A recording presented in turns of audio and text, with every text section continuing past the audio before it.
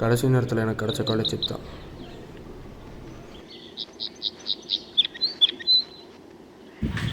போகலாம் வா. அட்மிஷன் போட்டிருக்க எவ்வளோ கேட்பாங்கன்னு நினைக்கிறேன். தெரியல, வா போய் பார்த்துக்கலாங்க. அட்மிஷன் போட்டியாடா? போட்டேன், பிஎஸ்சி கிடச்சிருக்கு. ஓ, எனக்கு பிபிஏ கொடுத்துருக்காங்க.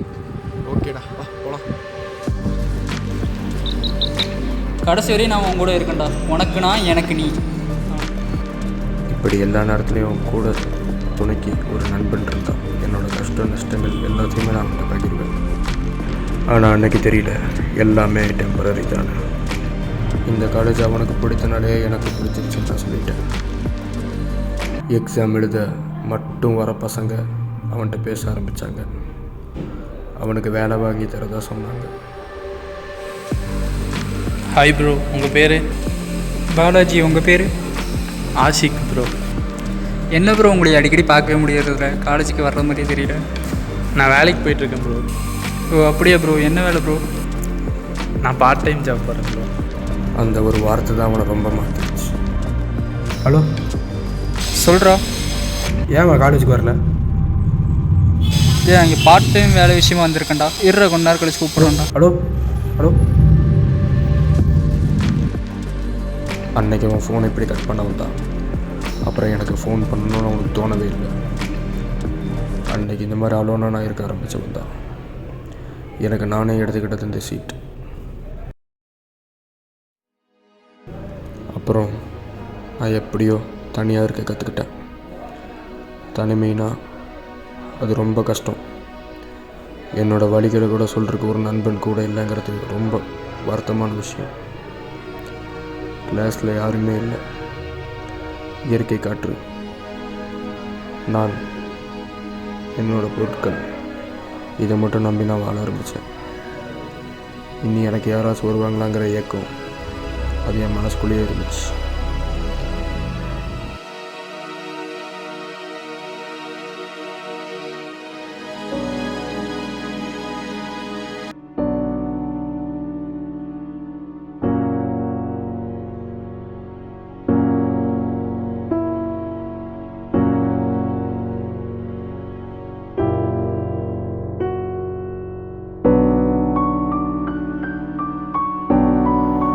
ஏன் இந்த தம்பி இவ்வளோ சோகமாக இருக்கான்?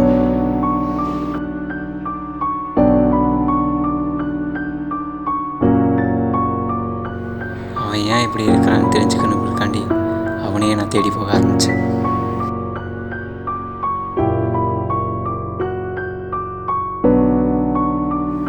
நான் போனப்போ அவன் தூங்கிட்டு இருந்தான். என்னால் கேட்க முடியல.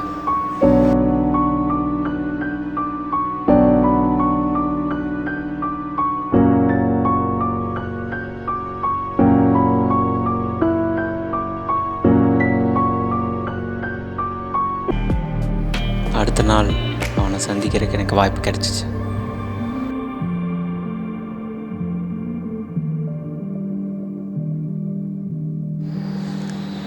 தயங்கி எப்படியோ நான் அவன்கிட்ட பேச ஆரம்பிச்சிட்டேன்.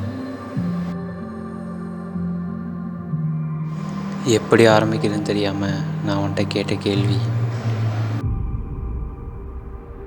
ஏன்டா தம்பி எப்போ பார்த்தாலும் சோகமாக இருக்க? எனக்கு இந்த காலேஜ் பிடிக்கல. என் கூட ஃபஸ்ட்டு ஒரு ஃப்ரெண்ட் இருந்தான். அவனும் மற்ற பசங்க கூட சேர்ந்துட்டு வேலைக்கு போக ஆரம்பிச்சிட்டான். எனக்கு கடுப்பாக இருக்கு. அவன் எனக்கு துரோகம் செஞ்சுட்டான். அட்மிஷன் போடும்போது கடைசியும் கூட இருப்பேன்னு சொன்னவன் இப்போ இல்லை என் கூட. அவன் அவனோட நட்பை இழந்துட்டு நிற்கிறான். நான் அவன்கிட்ட 1 மணி நேரம் பேச்சு கொடுத்தேன். ஒரு வழியாக அவன் ஒரு முடிவுக்கு வந்தான். அவனுக்குள்ளே இருக்கிற திறமையை நான் வெளிவர வைக்க செஞ்சேன். ஆமாம், அவனுக்கு நல்லா கதை எழுத வரும்னு என்கிட்ட சொன்னான். அடுத்த 1 மாதம் கழித்து நான் பார்த்தேன். முன்னே இருந்ததை விட அதிக சோகத்தோடு சுற்றிட்டு இருந்தான். இந்த காதல்லையும் மதத்தால் பிரச்சனை வருமா? பழகுன நண்பனும் என்கிட்ட உண்மையாக இல்லை, காதலிச்ச காதலியும் என்கிட்ட உண்மையாக இல்லை. எதையோ பற்றி யோசித்து ரொம்ப குழப்பமாக உட்காந்துட்டு இருந்தான்.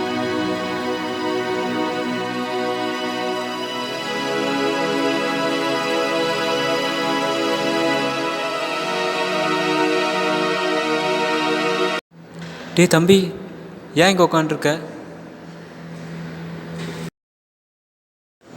அவனை உள்ளே கூட்டிகிட்டு போயிட்டு திரும்பவும் அவனோட பிரச்சனை என்னன்னு கேட்க ஆரம்பித்தேன்.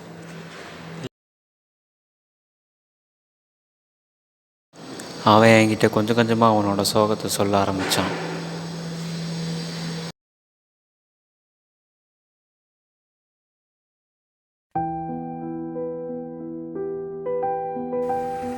ஒரு நிமிஷம் இல்லை, நீ ஏன் இப்பெல்லாம் என் கூட சரியாக பேசுறதில்ல? அமைதியாக போயிடு. நீ என்கிட்ட ஏதாச்சும் எக்ஸ்பெக்ட் பண்ணுற மாதிரி இருந்தால் எல்லாத்தையும் விட்டுரு.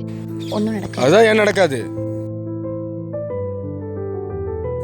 எனக்கு தெரியும், எனக்கு படிப்பு சரியாக வராது, எனக்கு எந்த கெட்ட பழக்கமும் இல்லை, அதானே? ஹே ஹே, அதெல்லாம் ஒன்றும் இல்லை, சரியா? பின்ன என்ன சொல்லு. ஏன்னா நீ வேற மதம், நான் வேற மதம். நமக்குள்ளே இதெல்லாம் செட் ஆகாத அகிலேஷ். நான் என் மதத்தில் இருக்கிறதெல்லாம் காதலிப்பேன், கல்யாணம் பண்ணிப்பேன். போதுமா? என்னை விட்டுரு. தப்பு தான், நீ என் கூட லிமிட்டாக பழகிருக்க. நான் தான் கூட ரொம்ப அட்டாச் ஆகிட்டேன் போல. ஏதோ பண்ணிட்டு தான் பண்ணிச்சிரு, நீ கிளம்பலாம். அவனோட சோகமான காதலை என்கிட்ட சொல்லிட்டு இருந்தான்.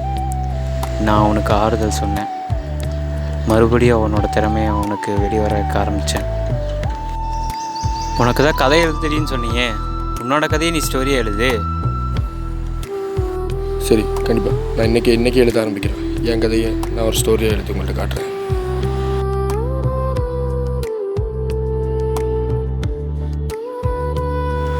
ஆனால் என்னெல்லாம் கிண்டல் பண்ணுவானுங்களே.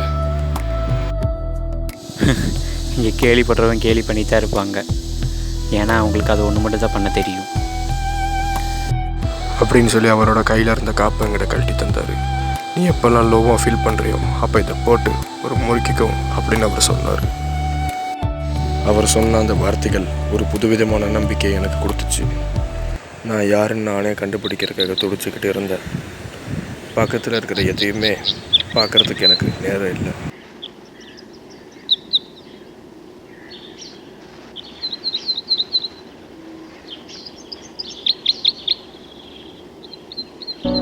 மொட்டை மாடிக்கு போனேன். நல்லா யோசித்தேன், எங்கேருந்து ஆரம்பிக்கலாம். இந்த குழப்பங்கள் என்ன குழப்பிக்கிட்டே இருந்துச்சு. பல வருஷங்கள் கழிஞ்சு கதை எழுதுறதுக்காக அந்த பேனாவை நான் கையில் எடுத்தேன்.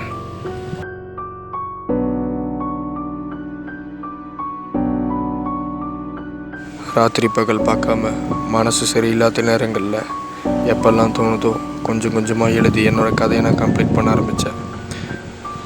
எல்லா நேரங்களிலும் அந்த கதை எழுதுறதை மட்டும் நான் விடவே இல்லை.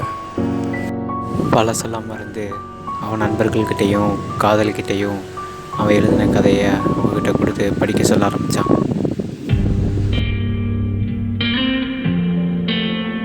ஹலோ அகிலேஷா சார், நீங்கள் வந்து எங்களோட காலேஜ் ஷார்ட் ஃபிலிமுக்கு ஒரு ஸ்டோரி ஒன்று எழுதி கொடுக்கணும் சார். ஓகே சார், ஓகேங்க. Okay, thank you sir. அன்றைக்கி அவனுக்கு ஒரு பெரிய வாய்ப்பு ஒன்று கிடச்சிச்சு. அவன் முகத்தில் அந்த பொலிவோட அந்த சந்தோஷத்தோட அவனை என்னை பார்க்க வந்தான்.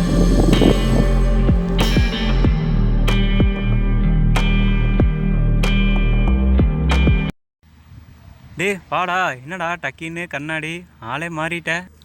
எல்லாம் உங்களால் தான், ரொம்ப தேங்க்ஸ்.